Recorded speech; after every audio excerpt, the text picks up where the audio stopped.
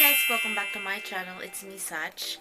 For today's video, tuturuan ko kayo kung paano mag-introduce ng self nyo in Nihongo or Japanese. From now on, magtuturo na ako ng Nihongo. So, kung gusto nyo matuto ng Nihongo, alam nyo lang gagawin. Mag-subscribe na kayo dito sa channel na to. Without further ado, let's start!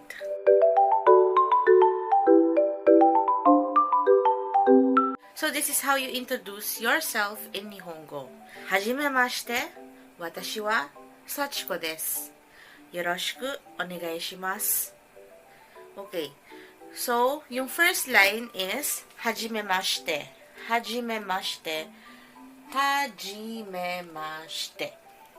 Hajimemashite. So, yung hajimemashite naman, pag tinranslate is pleased to meet you. Pleased to meet you is hajimemashite. Hajimemashite. Hajimemashite. Second line is watashi wa name desu. Watashi wa Sachiko desu.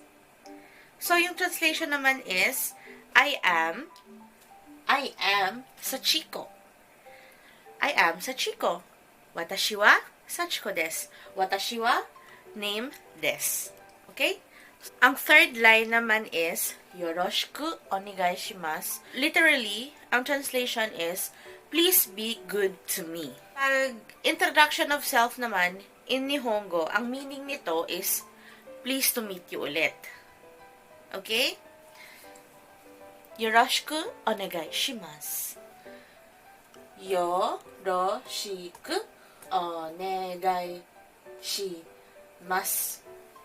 Yung U nito is silent siya, ha? Okay? So, i-recite natin one last time.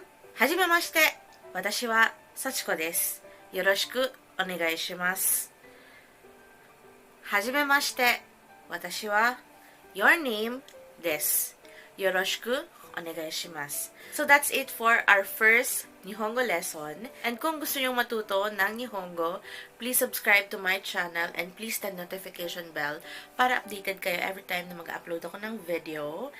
And please leave your comments below kung meron kayo mga suggestions or kung anong mga gusto nyong matutunan sa Nihongo. And ilike nyo natin tong video na to kung nagustuhan nyo. Mata ne! Bye-bye!